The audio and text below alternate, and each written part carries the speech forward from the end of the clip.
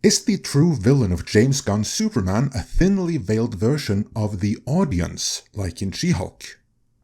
The worst possible read of recent alleged plot leaks would suggest so let's look into this, shall we?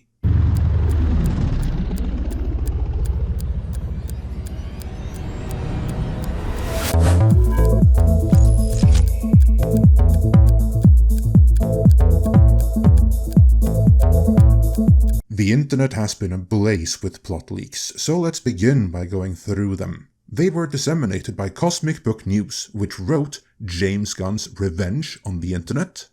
A bizarre and rumored plot for James Gunn's Superman has surfaced online, which claims the Man of Steel gets dragged into the world of cancel culture. In the leak, it is claimed that James Gunn sets up Superman to be battered by social media hate, which apparently makes the Man of Steel feel sad. No, we're not joking. It's further claimed that James Gunn uses a super shit hashtag in the movie, which trends and damages Superman's image. But the real twist? Lex Luthor is behind it all, using an army of mutant monkeys at keyboards to flood and troll the internet and tear Superman down. The rumor comes via the My Time to Shine Hello account on X. Okay, let's hold it right there. The source being My Time to Shine Hello means that this could be accurate, but then again, it might not be, because My Time to Shine Hello has a very mixed track record, to say it at least.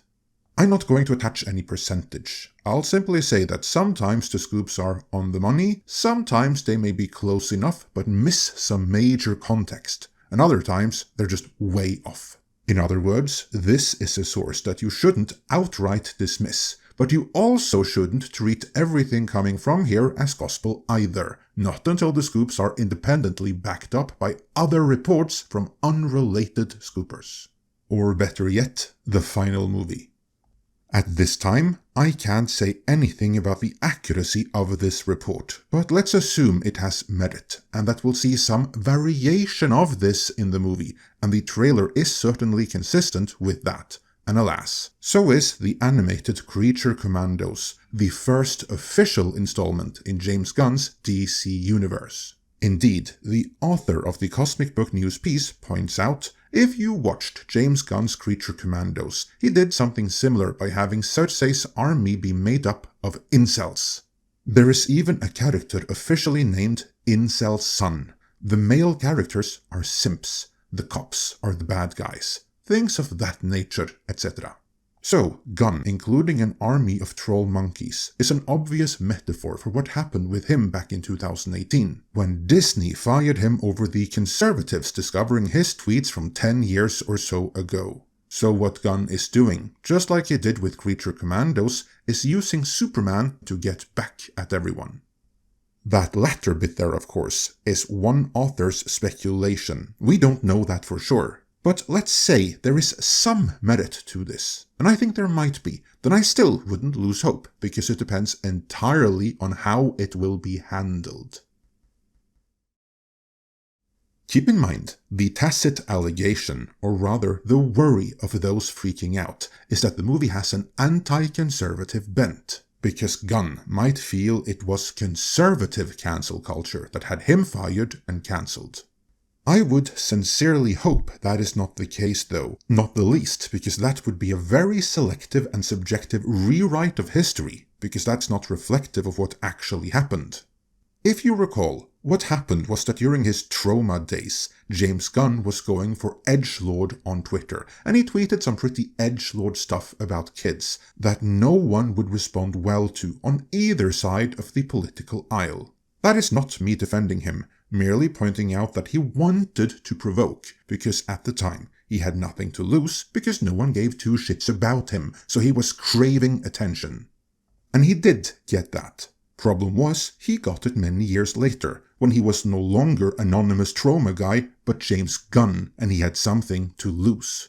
It's also worth remembering that his cancellation came in the aftermath of a number of conservative entertainers being cancelled, as cancel pigs were digging through their past, looking for something, anything, which they might have gotten away with years ago, but which would be a high crime by neo-Puritan woke standards. What some conservatives did then, to showcase this liberal hypocrisy, was merely to dig up and shine a new light on the old and long since forgotten tweets of select liberals, such as James Gunn, thus pushing him into the center of the liberal circular firing squad. And once there, it wasn't any conservatives, but Gunn's own peers, the uber-democrats at Disney, that had him fired without thinking twice, arguably destroying the MCU in the process. You see, the one person with a vision and an interconnected plan that Kevin Feige hadn't already gotten rid of at the time was James Gunn, the real architect of the final inning of the Infinity Wars saga. And without Gunn there holding it all together, that's where the MCU derailed even more than it already had. But back to Gunn. Being fired by Disney was the worst that he suffered, and it wasn't like there weren't anyone there to pick him up. Quite the contrary. He never faced the condemnation that others did. Far from it. The rest of Hollywood was there to receive him with open arms. DC even let him pick and choose exactly which project he wanted to lure him into their fold. A big part of the reason why he landed on his feet so quickly is basically no one really wanted to cancel James Gunn. The ones who dug up his old tweets only did so to showcase liberal hypocrisy, and they were arguably successful in doing that, as James Gunn was guilty of having cheered on past cancellations, all while having cancelable tweets on his own Twitter account. And then the cancel pigs came for him. The conservative ones for fun and to make a point, the liberal ones with absolute sincerity.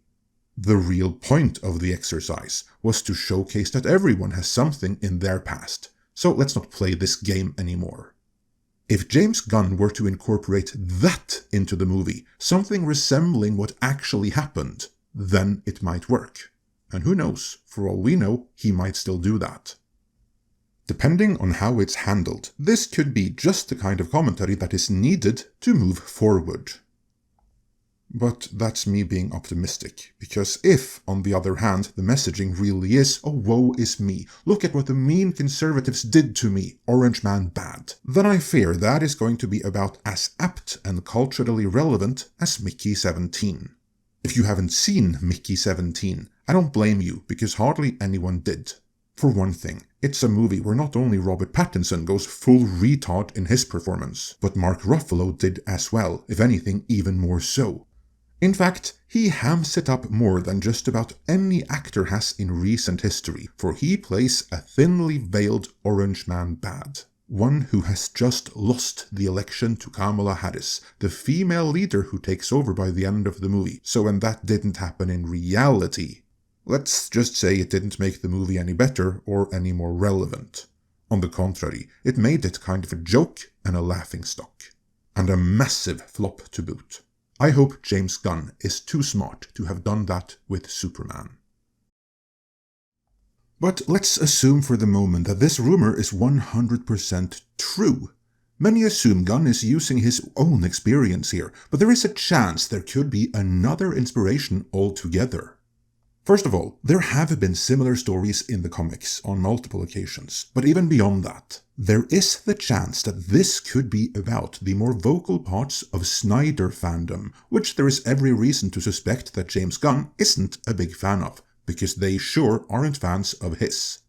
Remember, our own Tom Connors heard from his sources that the reason they announced that Gunn would reboot everything so prematurely was very much so to let that particular group know that it's over, let go. Of course, the powers that be at Warner did not think that through, because in so doing, they just let everyone know that the remaining post-Snyderverse movies still in the can were all creative dead ends, which hardly helped them at the box office. And then on top of that, it also did not make the Snyder Bros let go, quite the contrary. The more aggressive elements of that fandom have been actively campaigning against DC, against Warner, against Zaslav, and against James Gunn especially ever since. Something to consider. We will not know for sure until this plot twist, for lack of a better term, is either confirmed or denied. but we will keep you posted if we find out more. So, what do you think about all of this? Let me know in the comments.